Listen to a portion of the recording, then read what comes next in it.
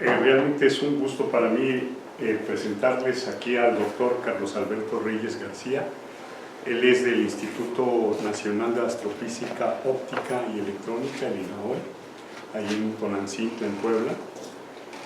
Y es investigador titular de la Coordinación de Ciencias Computacionales de ahí del INAOE. Es el responsable del Laboratorio de Procesamiento de Bioseñales y Computación Médica, algo que en buena medida es tu invención, ¿no? Por lo menos ahí junto con otros colegas, pero tú has sido quien ha coordinado los esfuerzos, ¿no? Sí. También entonces es el coordinador del posgrado en Ciencias y Tecnologías Biomédicas. Es investigador nacional nivel 2 del Sistema Nacional. Él fue presidente también de la Sociedad Mexicana de Inteligencia Artificial y es coordinador muy exitoso, por cierto, de la Red de Inteligencia Computacional Aplicada, Red ICA, del CONACYT, y sus temas de investigación han sido sobre todo el análisis y clasificación del habla y análisis y reconocimiento del llanto de bebé. Y pues su conferencia aquí la ven en el título. Pues muchas gracias, Carlos, por estar aquí con nosotros. Gracias a ti. Gracias. Bueno, gracias también a ustedes, los que están, por estar aquí. Sé que están muy ocupados en el fin del cuatrimestre, así que pues a lo mejor les hago un poquito la vida más fácil viendo cosas que no están viendo allá, ¿no? Bueno, y agradezco a Matías por la invitación. Tenemos ya mucho tiempo de tener una amistad ahí de Lesmía y en la red, así que pues muchas gracias por la invitación. Ahora, si ven el tema, pues es una combinación de las áreas que yo he estado trabajando, sobre todo por la parte de que soy computólogo, pues a lo que me he dedicado más es a la inteligencia artificial, pero en particular a la inteligencia computacional, con la forma y los componentes que por ahí les voy a mostrar, ¿no? Y después, por una serie de aplicaciones, pues entra la parte de bioseñales y entra toda la parte del área de biomédicas, que también es algo, pues, por lo que se están haciendo todas estas aplicaciones. Y más que todo es eso, o sea, les voy a dar un panorama general de una serie de aplicaciones que hemos estado desarrollando y cómo aplicamos los modelos de inteligencia computacional para resolver ese tipo de problemas, ¿no? Ahora, como pues esto es inevitable, un comercial, que a lo mejor aquí el doctor Hugo ya por ahí se les mostró, pero esto es el INAOE, el Instituto Nacional de Astrofísica Óptica y Electrónica, y pues estamos ubicados en Tonancingo, que es una localidad del municipio de Cholula, San Andrés Cholula, en Puebla, ¿no? El Instituto Nacional de Astrofísica Óptica y Electrónica pues es similar al CINESTAB, solamente que pertenecemos al CONACYT. Somos un centro de investigación, no somos universidad, y fue creado pues inicialmente para esas tres especialidades que se muestran. Siguen siendo pues una parte muy importante, y pues se han hecho desarrollos como este, que hasta el momento es el más notorio y de más renombre de INAOE, que es la construcción del gran telescopio milimétrico. Hasta el momento es el radiotelescopio más grande del mundo, con un radio, digo, en un diámetro de la antena de 50 metros, y está construido en la cima del volcán La Negra, que ese volcán está a un lado del Pico de Orizaba, que si lo ven aquí se encuentra el Pico de Orizaba y aquí está el Cerro La Negra, y ahí arriba está el gran telescopio milimétrico. Este fue una iniciativa junto con la Universidad de Massachusetts, que sigue siendo un socio muy importante y con el que también comparten mucho del tiempo de observación. Ahora, por parte del área de ciencias computacionales, que es la coordinación en la que estoy ubicado principalmente, pues nada más para que sepan las especialidades con las que contamos. Cada una de estas es una línea de investigación. Tenemos tecnologías de lenguaje, cómputo reconfigurable y de alto rendimiento, visión por computadora, es una de las áreas también más más grandes, más reconocidas y con un grupo bastante activo. Robótica, que también es otro de los grupos que tiene más gente y también de amplio reconocimiento.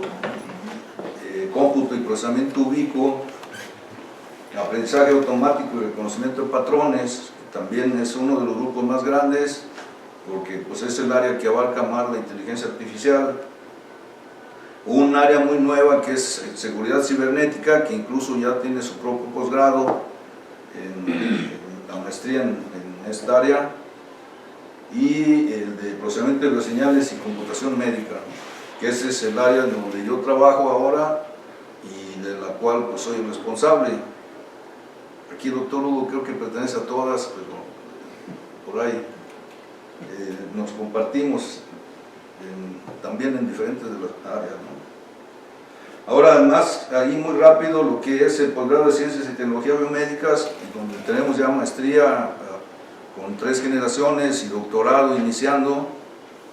Vean las líneas de investigación. Aquí este es un posgrado que se formó transversal con especialistas de las áreas de óptica, electrónica y computación principalmente, y cada una aportó las áreas de especialidad en las que ya estaban trabajando relacionadas con la biomedicina.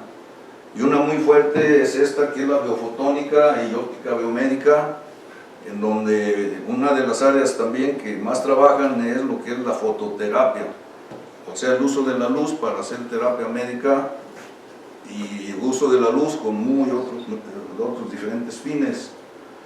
Vean por ahí pues algunas de sus especialidades. La microfluídica está relacionada con lo que es el lab on a chip, y eso lo tiene ya también muy desarrollado, ¿no?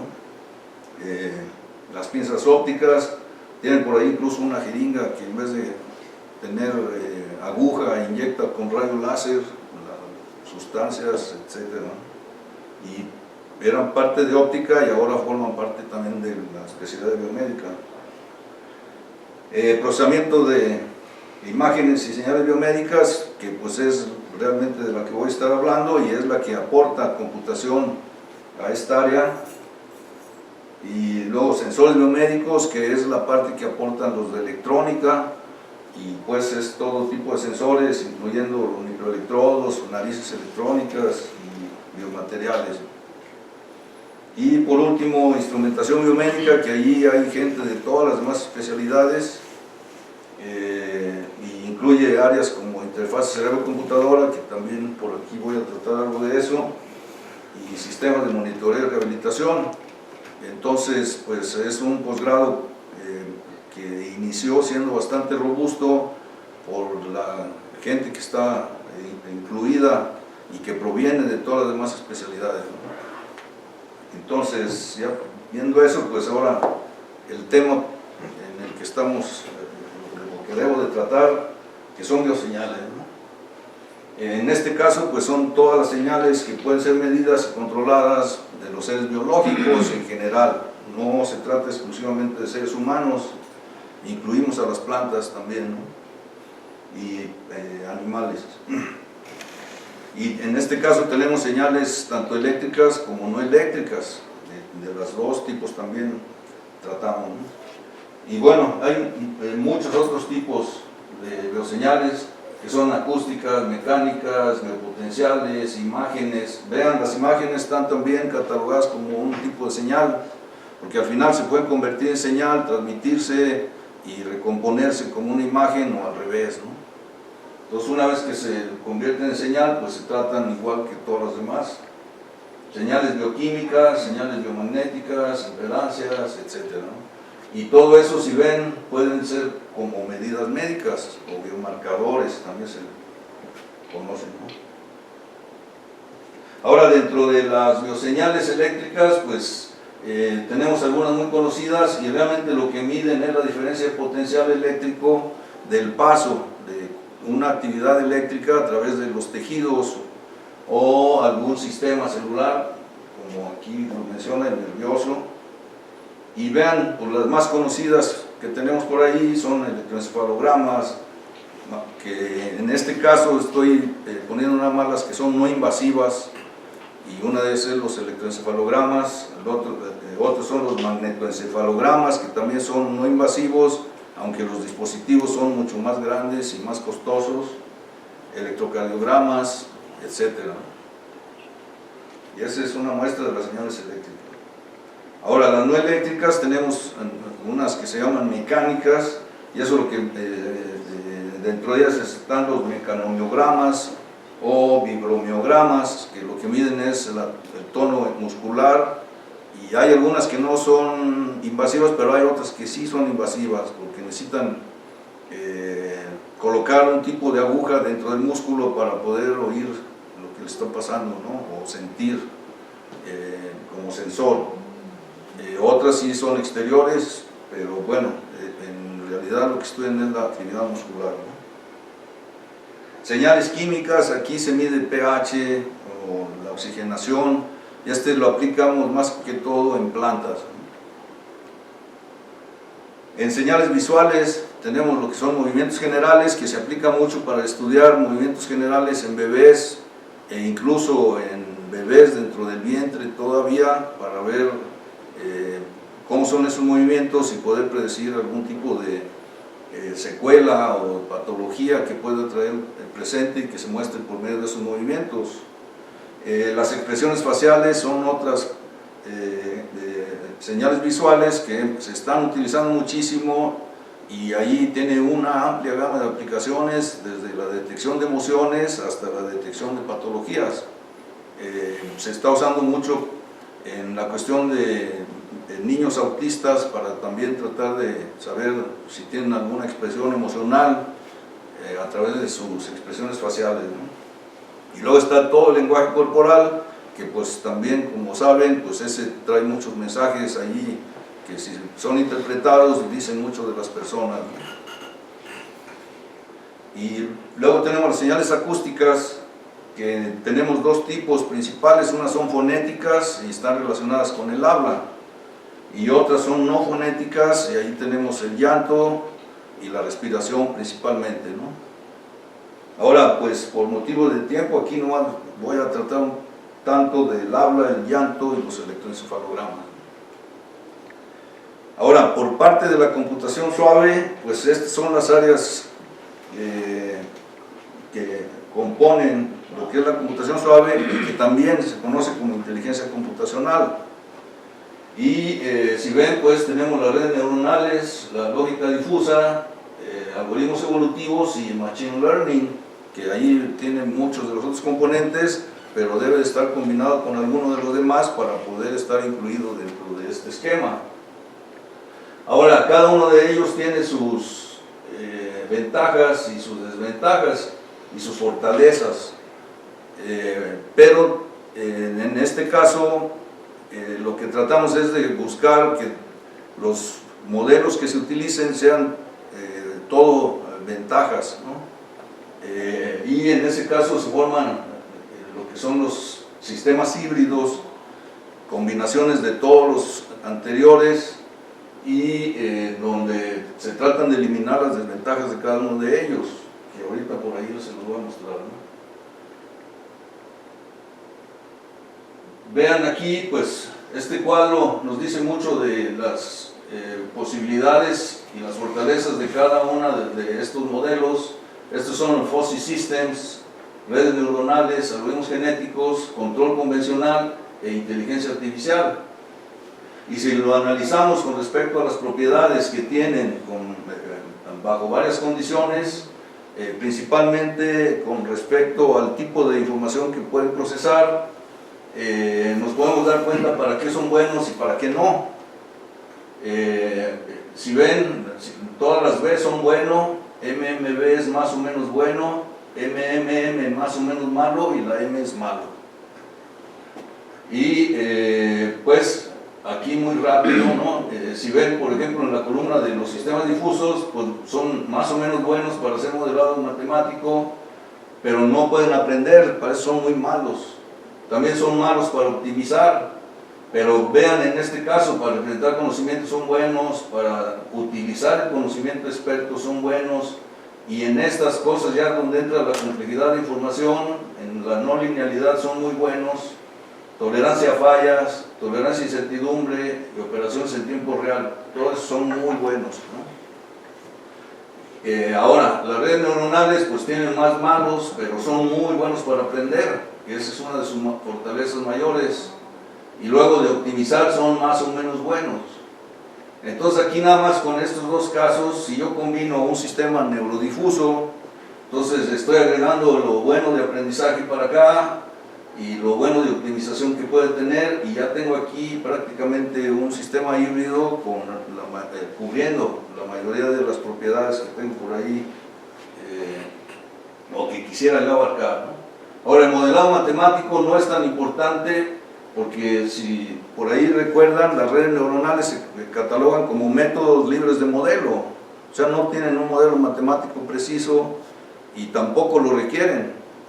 Se habla de ellos como una caja negra que de alguna forma aprenden y ofrecen resultados, ¿no?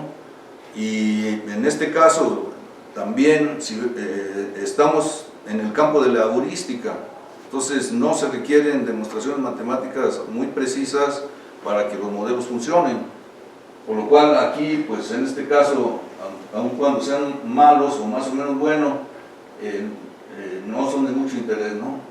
Pero vean, el control convencional en matemáticas es muy bueno, tenemos que tener modelos muy precisos para que puedan ser útiles o funcionales, y luego en la operación en tiempo real también son muy buenos, pero en todas las demás condiciones son malos, sobre todo en la no linealidad, tolerancia a fallas, tolerancia a incertidumbre, etc., ¿no? Y por último, aquí la inteligencia artificial tradicional, su fortaleza está en la representación del conocimiento y el manejo del conocimiento experto, pero en todo lo demás pues no ofrece ninguna ventaja, ¿no?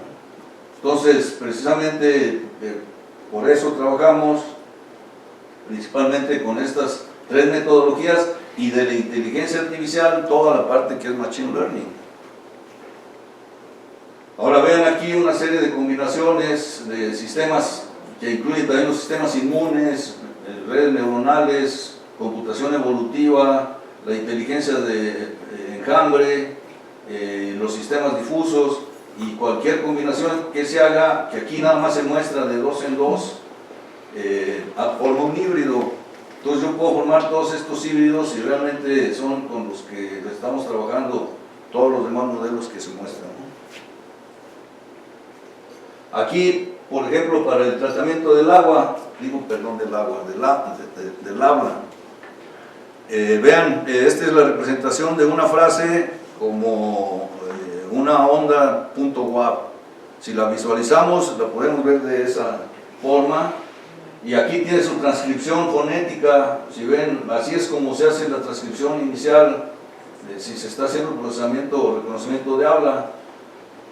La primera transcripción es fonética, no tiene nada que ver con la Real Academia Española, aunque si se quiere ya poner bien escrito, entonces tienen que aplicar otras reglas, ¿no?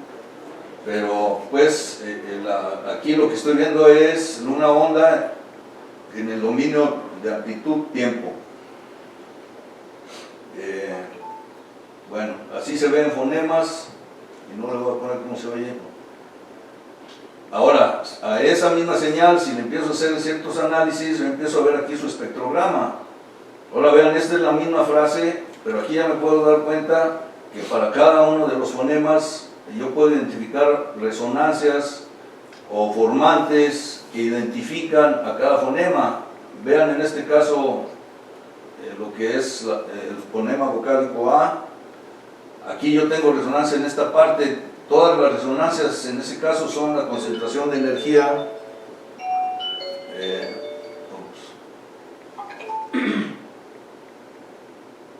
Y puedo ver que cualquier otra A, como en este caso está esta A, pero esta está formada por un diptongo, pero sus resonadores de todos modos están más o menos en el mismo sitio. Y tengo esta última, que están los resonadores también en el mismo lugar que aquí, pero aquí lo único es que ya casi no estoy pronunciando ese fonema y la intensidad es muy baja, por eso se muestra mucho más ligera la tonalidad, ¿no?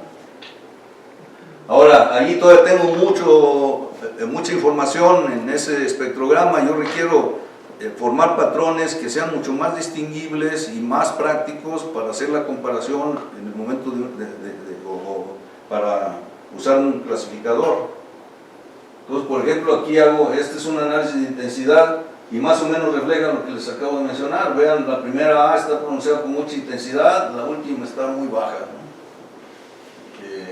Ahí no hay mucha información muy relevante, aunque ayuda de repente a hacer alguna discriminación de los sonidos y en este caso de los fonemas. Pero vean, si hago un análisis de predicción lineal, me estoy quedando aquí nada más con los picos de los resonadores en unas regiones muy específicas. Y aquí tengo el fonema vocálico A y aquí el fonema vocálico E. Y si ven, pues los picos que siempre van a estar más o menos ubicados en la misma zona, ya no me permiten equivocarme al comparar este patrón con el de arriba. Ahí ya eliminé mucha información redundante o ruido y nada más están algunas zonas específicas que ya permiten diferenciar a ese patrón. Ahora, el proceso completo del reconocimiento automático del habla implica pues eso, ¿no? Se capturan las señales, se hace el procesamiento de señal, que puedo aplicar cualquiera de las metodologías anteriores, y luego pasa a la clasificación de patrones, que es donde están los modelos que se pueden formar, que en nuestro caso son todos modelos híbridos. Y luego se aplica una regla de decisión y al final pues voy a tener aquí un resultado, ¿no? Ahora, no todos los casos son reconocimiento de habla. En habla hemos usado también para identificar emociones y aquí esta es una de esas aplicaciones. Vean, aquí tenemos muestras de habla etiquetadas ya con alguna de las emociones básicas y si los pongo en este plano tridimensional más o menos van a tener esta ubicación. Ahora, la referencia de ejes que tenemos en este caso, estas son variables directamente provenientes de modelos psicológicos, en donde ellos clasifican las emociones con respecto a esas tres variables. Que si ven la valencia, que también se llama placer, lo que describe si una emoción es positiva o negativa. La activación, que es este eje, describe la excitación interna del individuo y va desde estar muy tranquilo hasta muy activo. Entonces, esos son, es su rango. Y por último, la dominancia o dominación describe el grado de control que el individuo tiene sobre la situación. Entonces, con esos tres parámetros puedo yo mapear. Si tengo mis datos etiquetados con las emociones básicas, lo puedo mapear y describirlo en términos de las tres variables. O al revés, si tengo las tres variables, puedo encontrar a qué emoción pertenece. La otra ventaja de describirlo de esta forma es que aquí, si ven, puedo describir no nada más la emoción o la primitiva emocional, que así se llaman estas variables, sino que también puedo decir en qué grado se está expresando la emoción. Entonces ahí es donde entran los sistemas difusos. Y aquí, por ejemplo, yo puedo decir, si estos de acá, esos están enojadísimos. Bueno, que decimos de otra forma, pero estos de aquí arriba, ¿no? Si se van acercando al centro, pues ya no están tan enojados, entonces puedo decir en qué grado está expresando esa emoción. Igual la tristeza, ¿no? Si se hace más hasta este lado, pues está más triste. Y si se van acercando acá, pues quiere decir que está regresando a la normalidad. Igual la felicidad. O hay otra serie de emociones que también pueden ser descritas en ese mismo esquema, ¿no? Ahora vean, uno de los métodos que hemos usado para poder encontrar la emoción y el grado emocional es a través de un sistema de diferencia difuso que está expresado por estas reglas, ¿no? Vean, si la activación es alta y la dominación es baja, entonces la emoción es miedo. Estas son reglas que están formadas a partir de entrevistas con expertos que dicen que así es como ellos lo reconocen, ¿no? Y sobre todo psicólogos que trabajan con este tipo de variables. La otra es si la activación es alta y dominación es alta y valencia es baja, entonces la emoción es disgusto o enojo.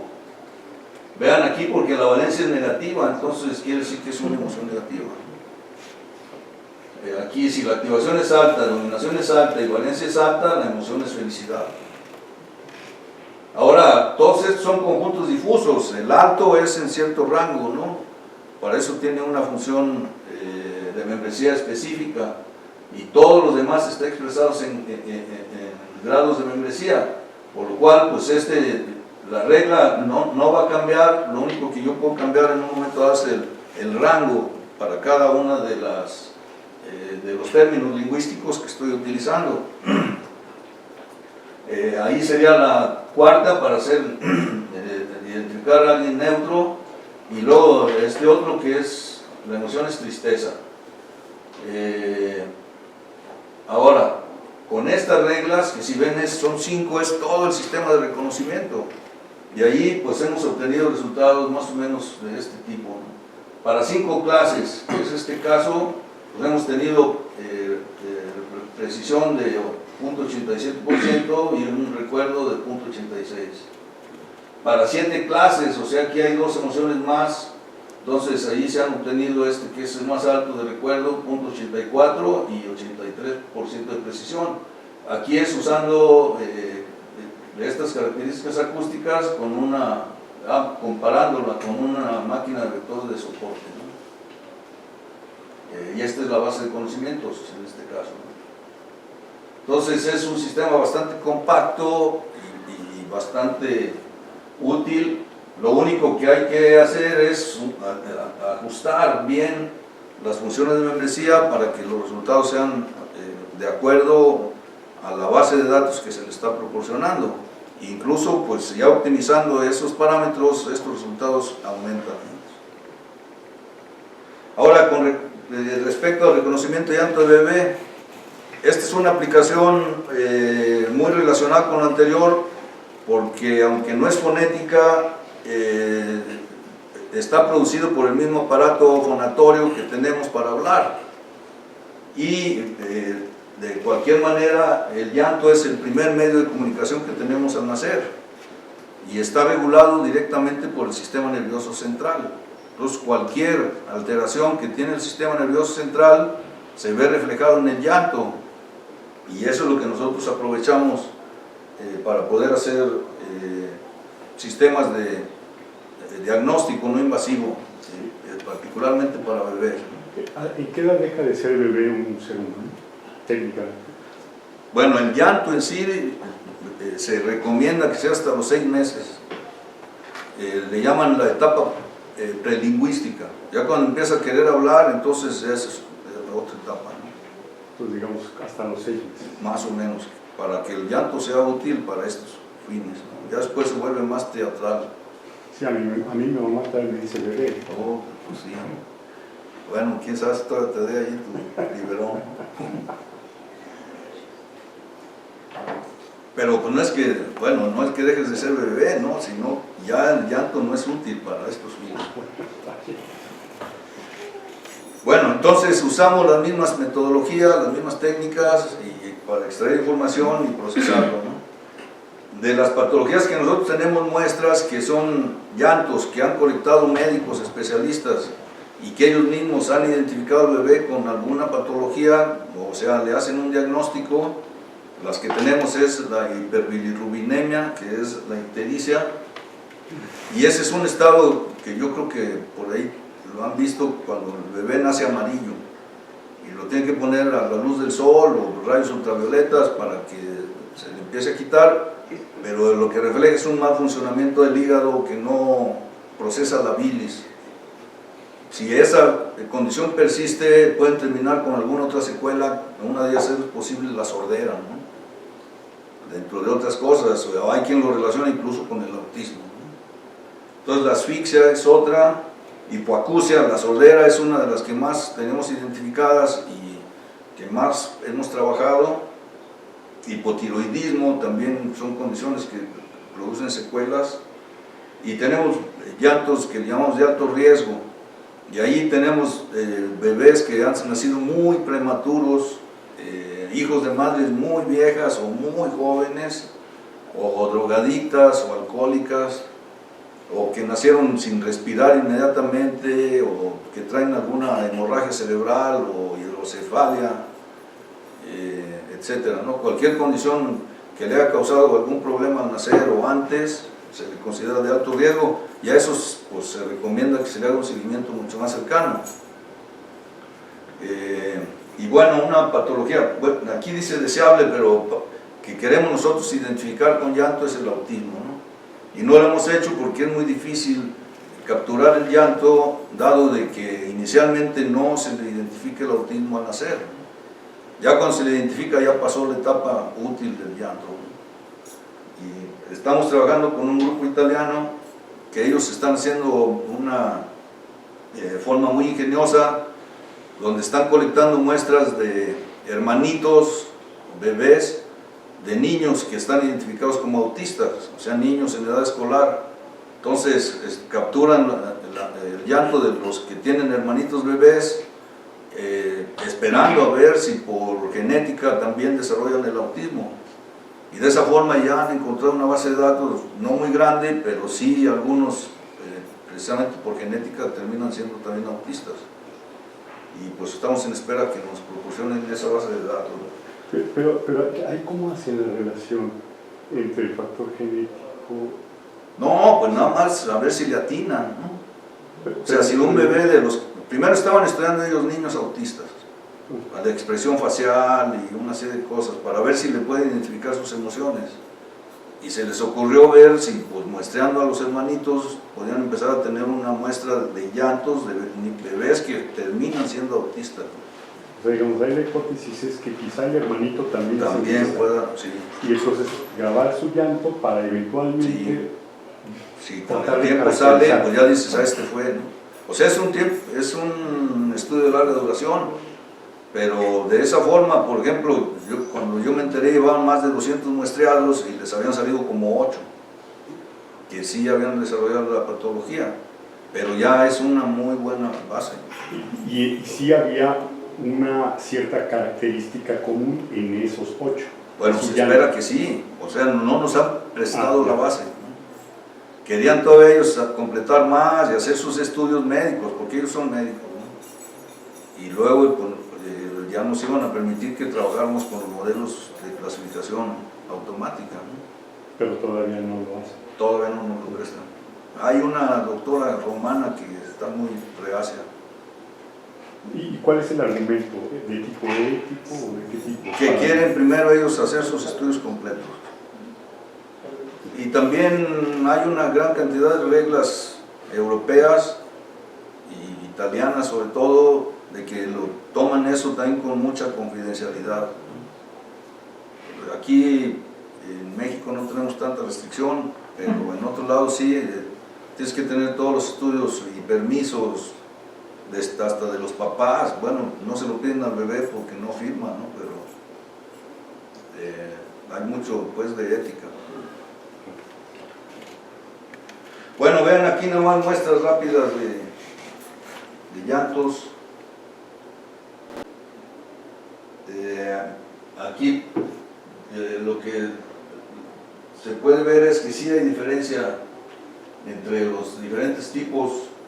Es un llanto de nacimiento, uno de dolor, que aquí lo que más se observa es en el espectrograma las tendencias. Por ejemplo, es un llanto descendente.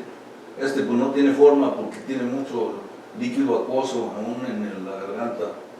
Es un llanto de hambre, que lo que se nota son hipitos que hace cuando tiene hambre y siempre se nota ahí el hipo. Es uno de sordera, que también una cosa notoria es que hacen muchas pausas como para estar escuchando el llanto y luego vuelven a llorar, ¿no?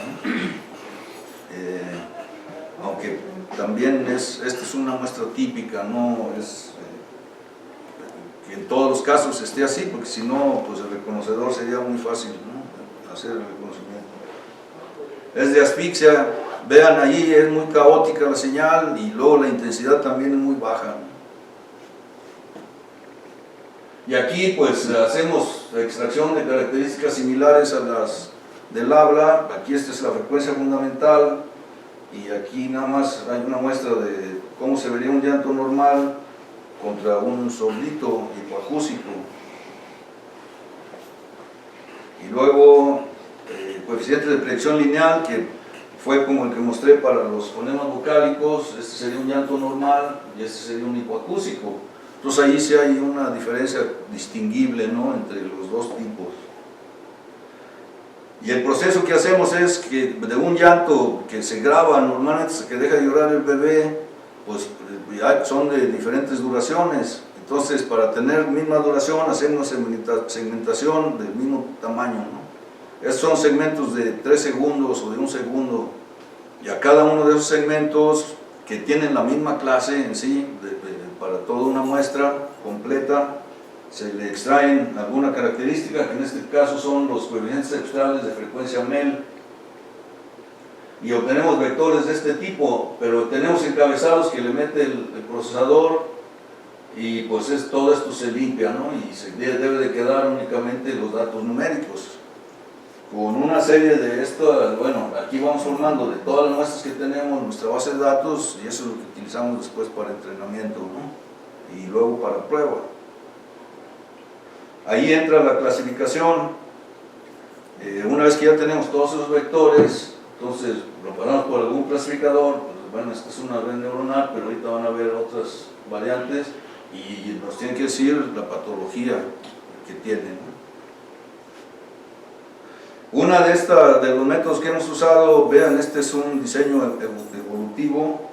En este caso es con una red neural relacional difusa, a la que se le tienen que poner todos estos parámetros: número de propiedades lingüísticas, FUSIS, el tipo de función de membresía que se va a usar, método de clasificación y tasa de aprendizaje. Entonces esto, pues si no se hace automáticamente, hay que empezarlo a poner a mano. Y en este caso, pues es una búsqueda rápida o aleatoria, usando técnicas de algoritmos genéticos, y pues usando estas operaciones. Más o menos para este caso estamos usando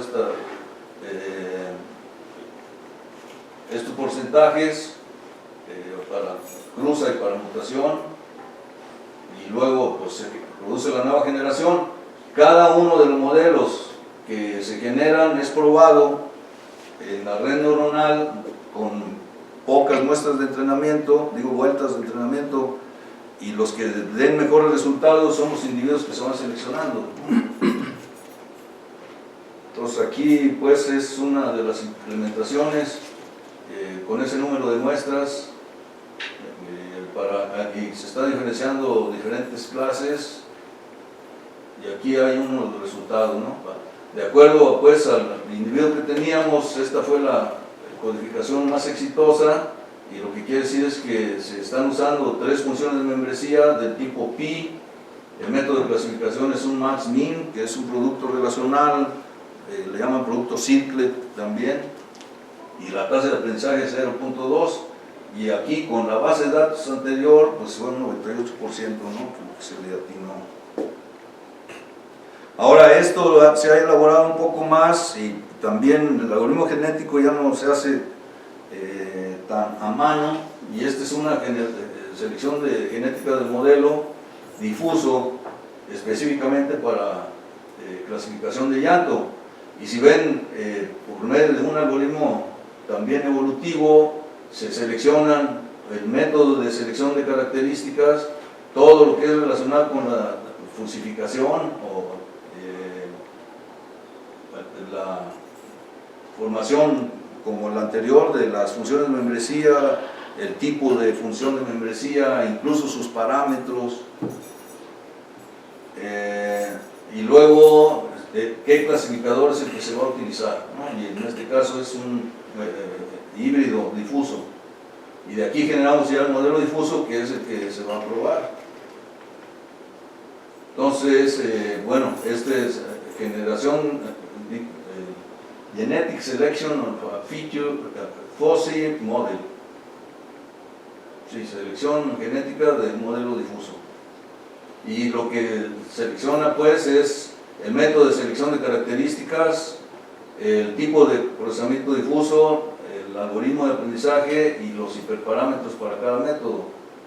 Y luego pues tiene que minimizar el error, ¿no? Ahí forma su frente de Pareto y encuentra la combinación mejor, ¿no?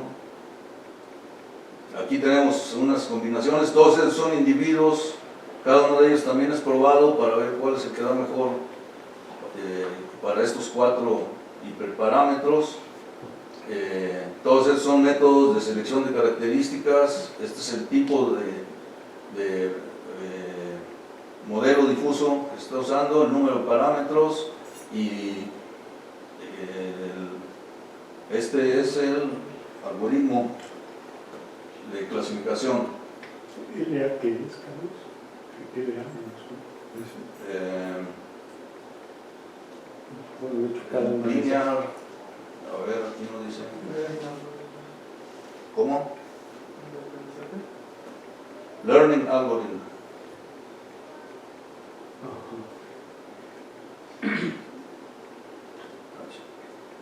No, ese es por parámetro para cada método.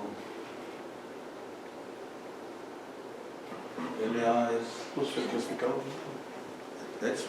adaptación lineal. ¿Cómo?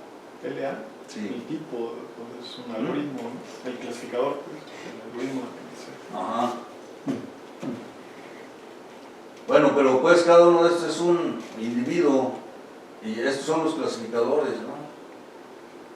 G-square, Information Theory, FSH. Funciones de membresía,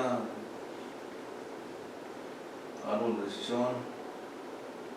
Ah, no, cada uno de estos es un método que requiere esto. Sí, LA. El algoritmo es de árbol de decisión y nomás requiere un parámetro.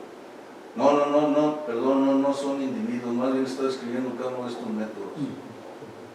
Tanto de los de clasificación, selección de características, como los métodos de clasificación, que son estos, ¿no? El árbol de decisión, el bosque de decisión, el KNN y una red neuronal difusa. Aquí está comparado este método de selección automatizado contra el anterior, que fue el genético a mano, y más o menos son los resultados. Aquí, pues, por ser automático, le está sacando mejores resultados, aunque pues si ven, pues está el mínimo que tenemos es más de 88 y pues casi llega al 100%, ¿no? En este, que si ven la comparación entre sordo y normal es una de las más exitosas por la diferencia que hay ahí en llanto, ¿no? Por lo que mostré antes de que hay muchos silencios o cosas ahí que sí identifican al sordo. Sobre todo si los bebés estuvieron en cuneros, todos terminan llorando igual, se copian, y el único que no cambia su llanto es el sordo, porque no oye nada, ¿no? Entonces sí, o sea, termina con un llanto distinto, ¿no? ¿Qué es DIF ahí, Carlos? ¿Qué es el DAF? ¿Cuál? ¿Qué es DAF aquí en la columna del medio? Sordo. Deaf, sordo. Sordo. Sí, sordo contra normal. Hambre, mira, este es la causa de llanto. En este saber si está llorando por hambre, por dolor, y estos son patologías. O sea, la diferencia está en que este lo pueden identificar las madres, pero las patologías, pues no. Y a nosotros nos interesan más las patologías que las causas de hambre. Bueno, esto es lo mismo, pero con la curva ROC. Ya, bueno, aquí sí son ya las combinaciones exitosas, ¿no? En este caso de asfixia contra normal, las funciones de membresía fueron trapezoidales, 3 de ellas, y un FUSI KNN, porque también es KNN pero difuso, ¿no? Y estos son los parámetros que se ajustaron. Luego, sordo contra normal, el tipo fue campana, con 7 funciones de membresía, el algoritmo de clasificación, un FDT, y este es el parámetro que se ajustó. Bueno, el otro fue un Gauss, con 3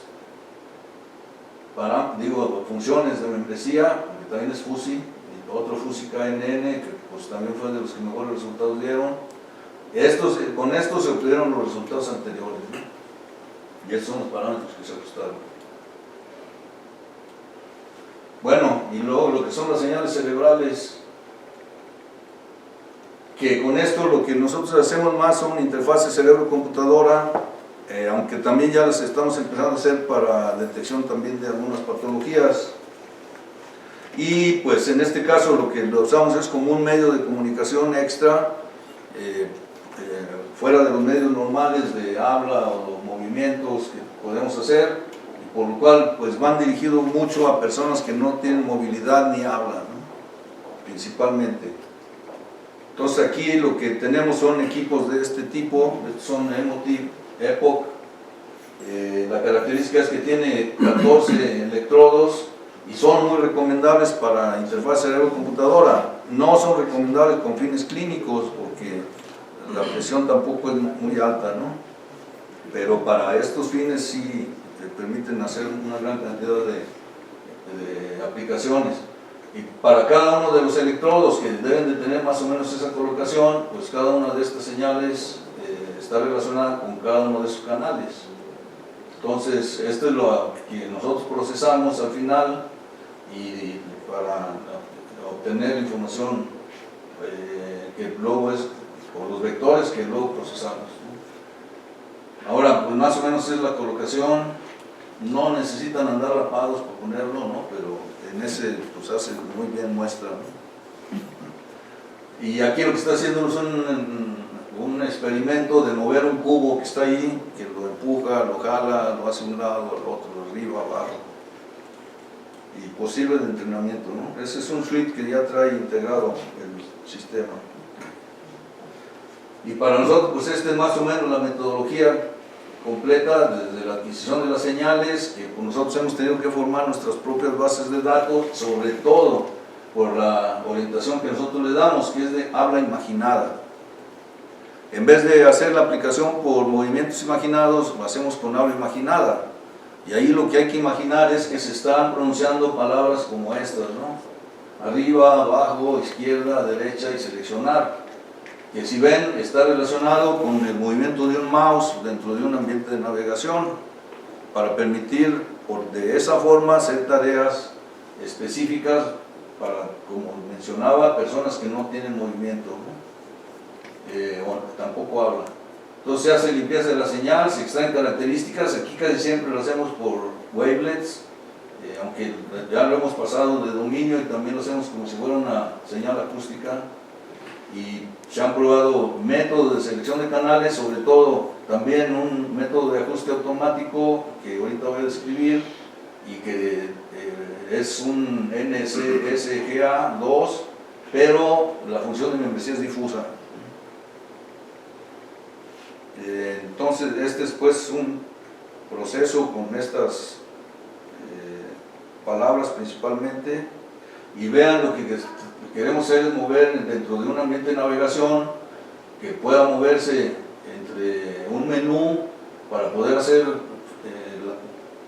tareas más o menos específicas, y en cada uno de ellos, por ejemplo en este caso seleccionando televisión y sale un submenú para pues encender o apagar y luego subir o bajar volumen, cambiar canales, irse a YouTube, a Netflix, de una forma pues nada más moviendo por medio de las palabras la dirección deseada. Lo que hemos estado haciendo aquí es ajustar que pues casi una arriba me cambie de un cuadro a otro, no vaya por píxeles, ¿no? Entonces que esté relacionado con el espacio completo de navegación. Y aquí para entrenar primero la base de datos se formó con un protocolo de este tipo.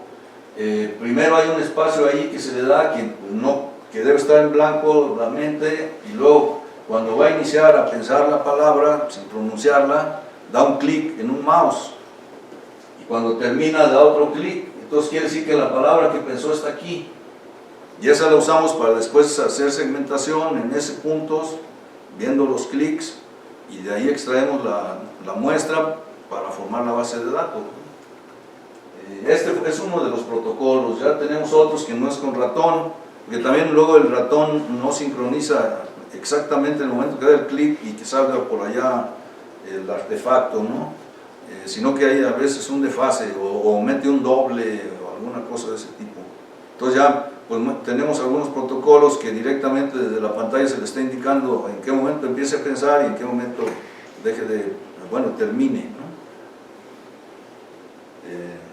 Luego, pues lo que son las transformadas wavelet, aquí son con todos los niveles de la transformada, pero en la mayoría de aplicaciones tratamos de quitar los niveles altos para quedarnos con los más bajos, que son descriptivos, sobre todo si ven, estos niveles están muy relacionados también con los tipos de onda cerebral, que son las gamma, delta y alfa, beta, que son las más altas, ¿no? Entonces esas corresponderían a estos últimos niveles, y las gamma y deltas corresponden a estos otros más de arriba, y estos otros pues no corresponden, por el rango de frecuencias, no corresponden a ninguno de los niveles o tipos de señales cerebrales, ¿no? Entonces se eliminan prácticamente los altos, y aquí tenemos algunos experimentos, vean, y con diferentes clasificadores. Es un Random Forest, Support Vector Machine, Naive Bayes, y lo hacemos con 14 y con 4 canales. Ahora, ¿por qué fue esto? No son todos los canales disponibles. Los SI son personas. Son sujetos. Claro. Cada uno es un sujeto, y en este caso estas interfaces se tienen que hacer a nivel individual, porque la interfase debe servir para cada persona, no que sea de uso general, ¿no? Ahí pensábamos en el uso de una silla de ruedas, ¿no? Que si alguien más te está mandando instrucciones, pues te hace que te vayas ahí muy rápido o que frene, ¿no? Sin que tú lo comandes. Entonces nada más la persona que debe de dar las instrucciones es la que debe de manejar esa interfase. Entonces casi se entrena a nivel individual, ¿no? Lo hemos hecho también en grupo y todo, pero en sí la interfase y sobre todo por la forma en que cada quien genera sus señales cerebrales, pues casi el nivel individual es el más deseable, ¿no? Entonces, es muy distinto, incluso aunque sean palabras lo que se está pensando, es muy diferente la manifestación y cómo se captura, ¿no? Ahora, nada más eso, bueno, eso no lo mencioné. Nosotros nos fuimos por el lado de las palabras porque pensamos que son mucho menos ambiguas que pensar en movimientos. La mayoría de aplicaciones va por movimientos imaginados, ¿no? Entonces, por ejemplo, para lo que nosotros queremos, si le decimos imagínate arriba, pues ahí cada quien piensa en un arriba totalmente distinto, ¿no? ¿Arriba de qué? ¿O qué significa, no? Puedes pensar el cielo, o el infierno, o si hablas de izquierda, ¿no? Pues Andrés Manuel, y la derecha, pues el Bolsonaro, Trump, ¿no? Pues no se refiere nada al movimiento, pero eso es lo que te sugiere, ¿no? La idea. Entonces la palabra es precisa y todo el mundo, si dice arriba, va a decir arriba, ¿no? O si dice abajo, igual. Y también pensando en, además, después de dominar bien esto de la navegación, que pues ya tenemos resultados bastante precisos, aumentar los vocabularios y luego permitir generar algunos mensajes, ¿no? Porque no sé si vieron ahí, una de las opciones que queremos implementar es esto. Por ejemplo, teclado, frases, formar algunas frases, ¿no? Emergencia, silla, teléfono, cama, clima, y pues faltarían algunos otros, pero todo lo que le sea útil a una persona, ¿no? Pero ¿qué digo, Carlos, con lo que tú comentabas antes? Porque dices palabras, pero se mueven en ese contexto. O sea, entonces si le das movimiento, también se restringe a las opciones que tiene. Sí. Entonces, eso eliminaría el que puedan pensar en personajes o en conceptos. Por eso, los restringes allí, ¿no? Pero te digo, cada persona se imagina el arriba, el concepto de abajo, el de izquierda, a su modo. Ya. Y en la palabra no, es directa, ¿no? Aún cuando, pues a lo mejor la pronuncia es diferente, pero la palabra está ahí escrita, ¿no? Y esa es la que visualizas, pero no se pronuncia, ¿no? Ahora, nada más aquí, entre 4 y 14 canales, el de 4 es que teóricamente cada área del cerebro tiene unas funciones muy específicas.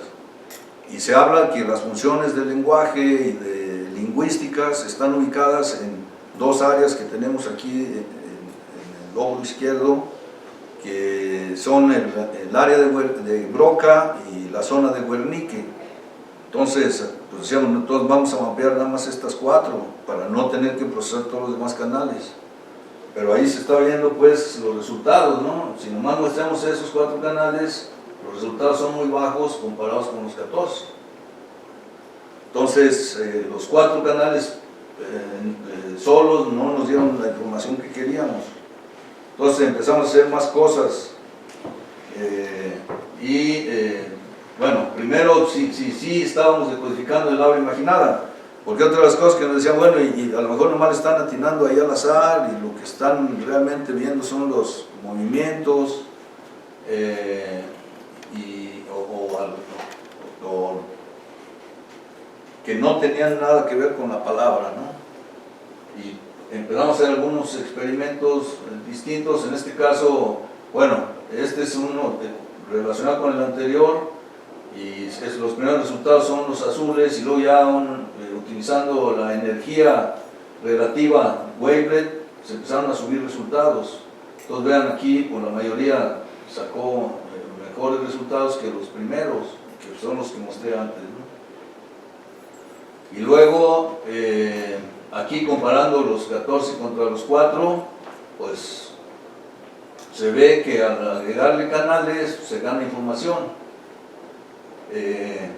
Eso pues es lo que los resultados ya nos habían dicho. Pero luego ya quisimos hacer algo más. Entonces, si no son 4, tampoco queremos los 14, pues entonces vamos a tener que seleccionar los canales de donde provenga la información más relevante. Y ahí viene este tipo de modelos. ¿Sí? Si ven, aquí pues se trata de encontrar 9 canales, también por un algoritmo NSGA, con los cuales pues vamos a tener un frente de Pareto, pero este sería la codificación.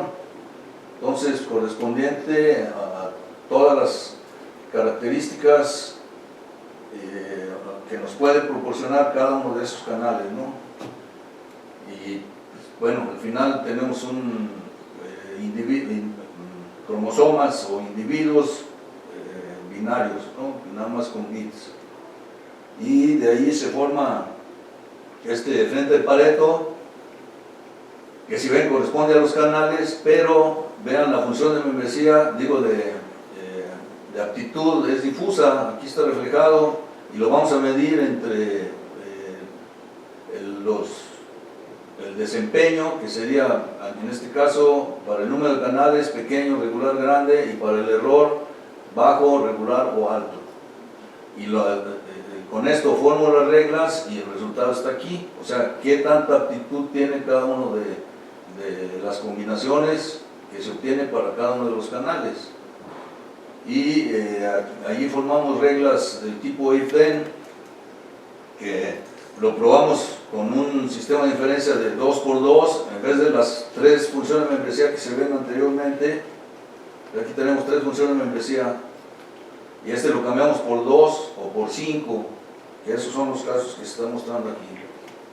Este es un FIS de 2×2 reglas, este es un 3×3 y el 3×5, y pues es más o menos los resultados que estuvimos obteniendo. Y si ven aquí, el más alto resultado fue 67.31 con 6 canales, este 70.94 con 7 y este 69.29 con 7 para esta combinación. Entonces decidimos irnos por este 3×3, que fue el más alto, ¿no? Y que nos daba 7 canales. Si ven, es la mitad de todos, ¿no?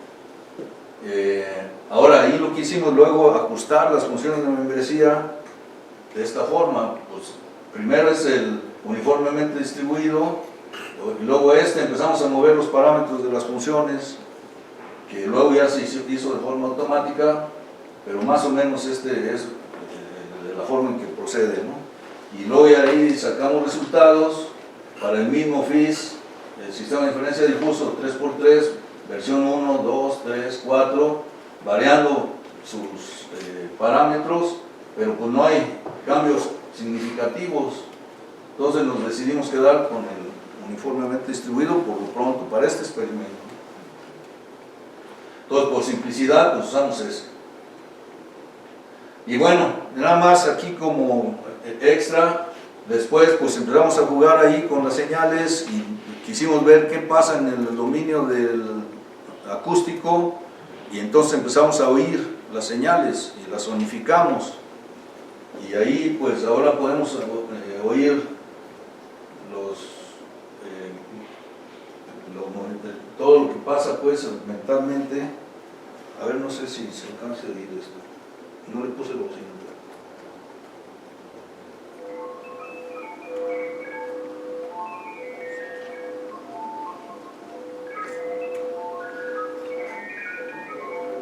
Ahí alguien está haciendo una operación, es un 2 más 2, pero todo eso es lo que se oye. Bueno, una operación muy simple, no es un 2 más 2, pero es haciendo cálculos. Esta es la palabra derecha de una de las muestras que nosotros tenemos.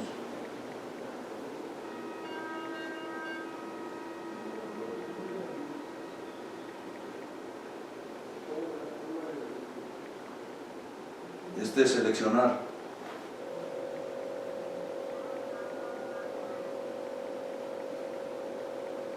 Pues hay diferencias, ¿no? Y este es parpadeo.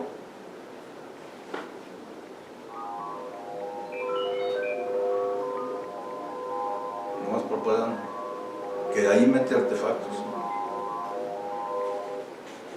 Ahora este pues fue para procesar en el dominio acústico las mismas señales, pero por ahí salió una aplicación que para nosotros era juego. Incluso tenemos una interfase en donde en vez de estos sonidos se puede seleccionar instrumentos musicales, ¿no? Incluso para cada uno de los canales. Nunca lo hemos hecho sonar como orquesta, ¿no? Porque requiere mucho entrenamiento, pero con el grupo italiano un médico se le ocurrió que si no podíamos hacer una interfase para escuchar las señales de un paciente en cirugía, para ver el estado de anestesia en el que estaba. Entonces, que si estaba bien anestesiado o si iba despertando la anestesia, o pues si había algún cambio.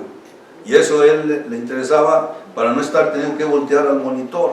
Entonces, por escuchándolo, pues podía ver en qué estado de anestesia estaba, y pues ahí en eso estamos esperando que nos manden unas muestras de pacientes. Nosotros queríamos pues muestrear primero con gente durmiendo, medio despertando o despierta, que pudiera ser la base, ¿no? Pero parece que sí tiene alguna aplicación útil. Bueno, y nada más ya para terminar, la nariz electrónica, que es una última de las aplicaciones que estamos haciendo, le pusimos Grenouille, a lo mejor alguien se acuerda por qué. Ese es nuestro equipo, tiene, si ven, 12 elementos, que cada uno con una aleación distinta, y cada uno de ellos cuando pasa aquí el aire o el aroma de lo que está captando, aquí es una muestra, se bombea y pasa por estos elementos que cambian de temperatura, y entonces es cuando dan una huella distinta del aroma o vapor o aire que están pasando por ahí. Y vean, este es el tipo de huella que deja, considerando lo que cada uno de los elementos muestra. Pues este es un experimento, es el arreglo. Aquí estaban mostrando test.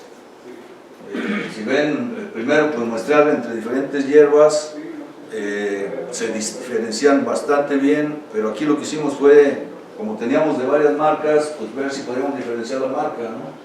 Entonces aquí de Lax, McCormick, La Pastora y no sé qué. Entonces pues resulta que sí se pueden diferenciar, porque pues como que usan diferentes papeles para el sobrecito, así que ahí también hay que tener cuidado, quién sabe qué le pongan, ¿no?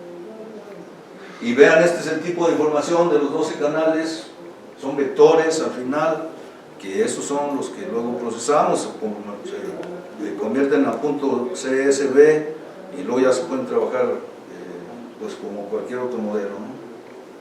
Y aquí unos resultados, vean, en este caso, bueno, no puse otros de los test y todo lo demás que hemos hecho. Este es tomando una base de datos de fibrosis quística que tenemos disponible por ahí de la red y comparamos resultados con el artículo original. Entonces nosotros estuvimos probando con estos clasificadores y estos son los resultados que ellos estaban reportando. Entonces no reportan precisión, nomás sensitividad y especificidad. En especificidad están más altos, pero pues aquí obtenemos todos estos resultados, ¿no? Y luego queremos dirigir la aplicación a la detección de diabetes por medio del aliento, y una de las características que vimos que en el aliento de los diabéticos es de aroma frutal, pero tendiendo a acetona. Entonces, entre más diabetes hay, huele más a acetona. Entonces, pues inicialmente estábamos experimentando con diferentes concentraciones de acetona y todos estos son los resultados que se han obtenido también para eso, ¿no? Ahorita estamos en cómo vamos a hacerle para muestrear a los diabéticos y ya tenemos por ahí la forma, bueno, quién nos puede ayudar a conseguir las muestras. Y lo que estamos diseñando, la forma de capturar el aliento. Hay bolsas especiales para hacer eso, pero son muy caras y ahorita con la 4T para nosotros son prohibitivas, ¿no? Entonces estamos viendo algunos otros medios y ya por ahí tenemos varias ideas y pues esperamos en poco tiempo tener la forma de muestrearlos y ya tener resultados, ¿no? Pero creemos que por las huellas que formen no vamos a muestrear la acetona, sino la huella completa de un diabético comparado contra otro de mayor o menor grado de diabetes y contra normales, que sería el grupo de control, ¿no? Y bueno, ahí termino.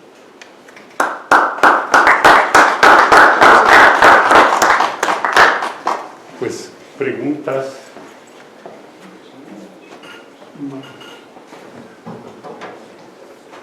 Por allá no tienen algunas preguntas. A mí me parece. A ver. Sí.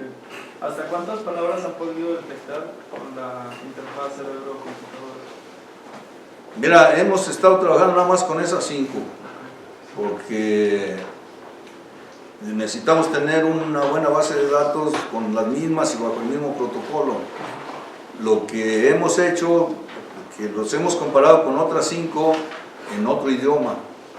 O sea, por ahí tenemos una base de datos en donde teníamos unos visitantes, venían de la Universidad de Arizona, pero eran de diferentes países. Había una coreana, uno de Bulgaria, 2 gringas y otro era, creo que hindú. Entonces los pusimos a pensar los mismos palabras en su idioma y en español. O sea, el español no era su idioma, entonces a ver qué salía, ¿no? Y ahí hicimos esa comparación y tratamos, por ejemplo, de entrenar con el idioma original comparado con el español y pues no salía nada, ¿no? O sea, realmente no se confundían, aunque eso nos ayudó a demostrar que no estábamos muestreando la idea, sino que sí estábamos comparando palabras. Y ese es otro experimento que hemos hecho, ¿no? Y tenemos esa base de datos. Y hemos trabajado con bases de datos disponibles que si ven, nosotros realmente somos computólogos, ¿no? Lo que hacemos son los modelos de clasificación. Entonces hemos usado bases de datos argentinas, alemanas, que por ahí están disponibles, algunos con más palabras, otros con menos, hay otros con simplemente sílabas, o con palabras como el equivalente a sí, no, otras medio raras que no tengan ninguna relación lingüística. Y bueno, al menos los resultados de los modelos sí son bastante efectivos, ¿no? Pero ¿no sería posible, por ejemplo, mapear todas las sílabas para poder hacer lo que hablaba de que se pudiera hablar por medio de una de estas interfaces? Bueno, ese es algo más relacionado con reconocimiento de habla, ¿no? Pero en este caso, si ves, es para personas inválidas, ¿no? Que realmente le quieres facilitar más bien cosas como esa, de un ambiente de navegación y cada una, si tiene la interfase correcta, pues le permite hacer una gran cantidad de actividades, ¿no? Entonces, si lo pones a que formen sílabas y trate de armar mensajes, pues se le va a hacer un tanto difícil. Tiende para allá, pero por el momento más bien son las palabras completas. Y si vieron ahí una de las interfaces dice frases, entonces es ponerle frases muy usuales, pues para que nada más seleccione la 1, la 2, la 3 o la 4, ¿no? Y que la exprese o suene, ¿no? Que realmente haga el síntesis y la pronuncie la computadora. Entonces estamos viendo de qué forma ayudar más a las personas inválidas. Y ahí es donde entra pues ya como área de aplicación en biomédicas, porque todo lo demás pues se ha hecho más en computación, ¿no? Todos los procesos de clasificación, selección de canales, estas han sido tesis de maestría y de doctorado, ¿no? Entonces ahorita estamos con la interfase y esos son los de biomédicas. ¿Alguien más que quiera? ¿Sí? Me surgió una duda con lo que dijiste de las palabras. Entiendo que varían dependiendo del idioma, pero en el llanto de los bebés también se aprecia eso. Mira, bueno, eso ya no se lo mostré, pero aquí hay, eso faltó, pero no más de eso que dices. Ahí con el grupo italiano hemos estado haciendo experimentos. Les está interesando mucho identificar bebés prematuros comparados contra a término, pero más que todo porque a los prematuros dentro del grupo están trabajando también unos médicos de Bélgica, del Hospital Universitario Belga de Lieja, y a ellos les interesan los prematuros porque les hacen un seguimiento de 2 años muy estricto, en donde las madres tienen que llevar a los bebés cada semana para ver si no están desarrollando alguna patología o algún desajuste de algún tipo físico, ¿no? O alguna secuela de haber nacido prematuros. Y el médico que grabó esos llantos, dentro de los datos que él anotó el lenguaje madre y el lenguaje padre, o sea, paterno y materno. Pero para nosotros, cuando los vimos, oye, pues no podemos ver si lloran igual los del lenguaje materno italiano, de los de francés o de árabe. Y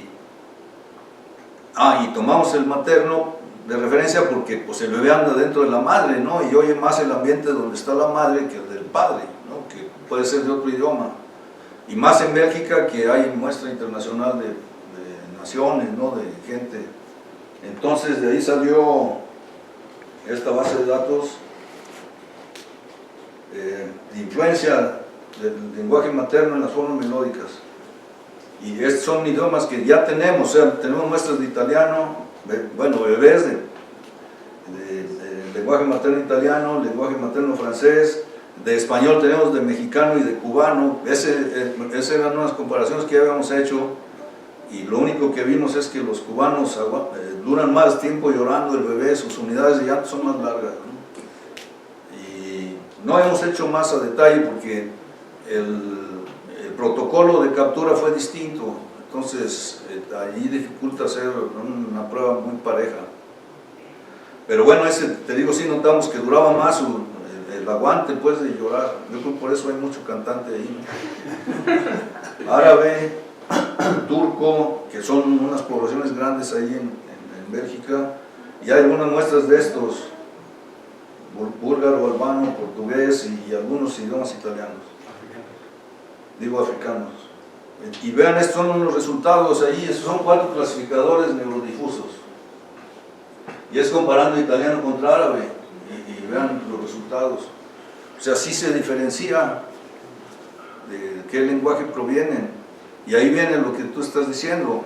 Ahora, pues nosotros veíamos eso y pues nosotros también lo estábamos haciendo ahí como jugando, porque pues, realmente andábamos sobre patologías, ¿no? Pero pues luego empezaron a decir, oye, pero este es el área de psicología fetal. Bueno, pues a lo mejor ahí explican algo, ¿no? Porque el supuesto general es que todos los bebés de cualquier parte lloran igual. Y parece que sí hay diferencias, aunque pues notorias, perceptivamente es muy difícil, porque de por sí el llanto pone en resonancia las neuronas, ¿no?, de los adultos. Entonces, que te pongas a detallar si le encuentras alguna diferencia, pues no, es muy difícil, pero por los modelos que le estamos aplicando, pues sí lo diferencian. Ahora, luego la explicación que por ahí más de alguno ya experto nos dijo, que primero el lenguaje, el llanto es un medio de entrenamiento para todo el aparato fonético y después poder reproducir los sonidos que oyes, de habla. Entonces se entrena uno, incluso se sabe que muchas veces llora el bebé porque está entrenando su sistema fonatorio, no porque quiera molestar a la gente, ¿no? Entonces, la explicación de esto es que cuando estás en el vientre estás oyendo lo que pasa afuera y estás oyendo hablar a la gente que rodea a la madre, ¿no? Y eso, aparte de pues, que captas hasta sentimientos de las gentes, ¿no? Hay bebés que nacen aborreciendo al papá porque cada rato le pone de golpes a la madre, ¿no? Y oyen los gritos, etc. Entonces, pero el lenguaje madre lo está captando todo el tiempo, en donde ande la madre. Y lo que explican es que desde esa etapa, como bebés, estamos preparando las estructuras mentales y las fonatorias para reproducir los sonidos que oyes. Entonces, si los lenguajes son muy distintos, pues allí es donde le pones la diferencia en el llanto, ¿no? Porque lo estás adaptando a llorar, a hablar posteriormente. Y ese pues es el resultado. No lo podemos afirmar totalmente esto porque nos faltan más muestras, ¿no? Este año vamos a volver a Italia a ver si tienen ya más muestras y pues también completar más este estudio, porque ahora ya se interesaron en esto, ¿no? Aparte de lo de los... Y los bebés prematuros, el interés, aunque ya sabes que es prematuro porque nació prematuro, pero en el seguimiento ese de 2 años, si alguno desarrolló patología, entonces tú dices, pues este lloraba así. Entonces ahora todos los bebés que lloren así, cuidado porque puede desarrollar esa patología. Es como preventivo, ¿no? Y ahí es donde nosotros estamos caracterizando todas esas muestras para que ellos la puedan usar ya después como medio de diagnóstico, muy prematuro también. ¿Alguna pregunta más? Pues a mí se me hace sumamente interesante lo que estás haciendo, Carlos, me sorprende. Yo únicamente haría un comentario, me sorprendió en general toda tu conferencia, la verdad, muy, muy interesante. Pero puntualmente, o sea, por ejemplo, se utiliza el MCGA2, que es un método de algoritmos genéticos, digamos, es de los más clásicos y exitosísimos, y en un contexto como este. O sea, eso me llamó mucho la atención, ¿no? Combinado ahí con redes neuronales. Bueno, esa tesis doctoral fue de hace como 4 años, ¿no? O sea, y aparte, la novedad ahí era el uso de la función de aptitud difusa. Claro, es decir, yo por ejemplo me acuerdo haberlo utilizado aquí en coautoría con el campeón de genéticos que es Carlos, para una cosa de rutas logísticas. Ajá. Por ejemplo, bueno. Y ya hace 15 años. Por eso, de ese algoritmo en particular. Pero... Claro, y desde ese entonces, y se me hacía un algoritmo así que era realmente complejo, o sea, me parecía. Sí, sí. Y ya es un clásico, digo, ahora. Sí, sí, sigue siendo nuevo. Sigue siendo, y en un área de una manera inesperada, digamos, ¿no? Sorprendente. Sí, ese, te digo, fue de entonces. Ahora en biomédicas lo seguimos usando por comodidad, ¿no? Porque no vamos a poner a los de biomédicas a generar nuevos algoritmos. Pero, te digo, ahí lo que estábamos probando era la efectividad de la función de membresía difusa. Incluso también, por ahí hay un artículo de coautoría con Hugo, donde se probó las funciones de membresía difusas en diferentes ambientes evolutivos. Y pues, bueno, te ahorran el tener que estar haciendo funciones matemáticas muy complejas. Ese era el asunto. Oye, ¿y cómo en qué revistas están publicando ahora ustedes? Biosignal Processing and Control se llama una de ellas, de Elsevier. Y estas supongo que cada vez están subiendo en su factor de impacto, ¿no? Sí, sí, sí. O sea, es que, o sea, digamos, a mí lo que me gustaría ahora preguntarte es eso, es decir, digamos, en los últimos años también las revistas de tipo medicina computacional, biología computacional, biología informática y combinaciones, cada vez son más. O sea, es sorprendente, uno se mete, en los últimos años es sorprendente el incremento que ha habido, Sí, sí. pero además sus factores de impacto de una manera vertiginosa están subiendo muchísimo. Pues es que entras al campo de medicina y todo lo que es de medicina, ve una de las más exitosas relacionada con el cáncer, ¿no? Claro. Y ese factor de impacto es tremendo. Entonces, de este lado, sin ser médicos, le estás entrando allá con ellos, ¿no? Y pues ya ahora se están interesando en ver qué método estás haciendo para todo lo que es clasificación automática. Eso es lo que ya le llaman la medicina precisa, ¿no? O sea, es ya medicina precisa. Entonces, están muy interesados y hay una explosión de interés a nivel, digamos, Sí. de los estudiantes. Bueno, me comentabas eso me gustaría que cómo el posgrado que ustedes tienen ahora en ciencias biomédicas Ciencias de tecnologías biomédicas. es el que tuvo mayor demanda. En la OE, sí, este año. Bueno, para la admisión, todos los posgrados tenemos propedéutico. Entonces, para la inscripción de biomédicas, que aún no tiene beca CONACYT, hubo 65 registrados, ¿no? Creo que los de electrónica, que eran los más altos, llegaron como a 63. Ya después, ya de asistentes a los propes, pues nomás llegaron como 45, ¿no? Pero de todos modos fue más que los de computación, por ejemplo, que también eran los de más altas, ¿no? Y ahí los perfiles que llegan a solicitar son ¿de qué carreras? No, pueden ser prácticamente cualquier área, ¿no? Que hayan tenido algún trabajo relacionado con algo biomédico, ¿no? Por ejemplo, que trabajaron en imágenes, porque ya muchos de licenciatura trabajan con cosas de ese tipo, ¿no? Imágenes o algún procesamiento con EEGs, ahorita no te das, bueno, a lo mejor tienes idea de la cantidad de gente que está empezando a trabajar, ¿no? Y todos quieren detectar que antes de la epilepsia, ¿no? Que te digan que te va a pegar algo, o identificar ataques cardíacos, y hay muchos chavos que están metidos en eso, que no son del área. Pueden ser mecatrónicos. Tenemos un mecatrónico trabajando en terapia musical, por ejemplo, ¿no? Aplicaciones de la música con fines terapéuticos. Esa es una tesis combinada con un psicólogo, que ese pues está más para interpretar todo lo que está pasando en el cerebro, pero es usando métodos de electroencefalograma, ¿no? Entonces, digamos, el perfil puede ser del sector salud, y ahí pues se les da incluso un tratamiento más ligero en cuestión de matemáticas, de física, específicas para ellos. Y los que van de las áreas técnicas, se les dan materias como introducción a las ciencias biológicas, introducción a las ciencias médicas, para pues darles un poco el perfil combinado, ¿no? Pero sí pueden ser prácticamente cualquiera. Tenemos informáticos, mecatrónicos, electrónicos, biotecnólogos, biomédicos, ingenieros biomédicos, que no son igual, porque nosotros no somos biomédicos reales, somos los técnicos o los científicos de todo lo que son aparatos, dispositivos, sistemas que usan los biomédicos. Pero de alguna manera, por aplicación, pues te andas relacionando con esto, ¿no? Hay tesis, por ejemplo, de uso de diferentes ondas de luz o colores para curación de úlceras diabéticas por medio de la luz, ¿no? Y cosas de ese tipo.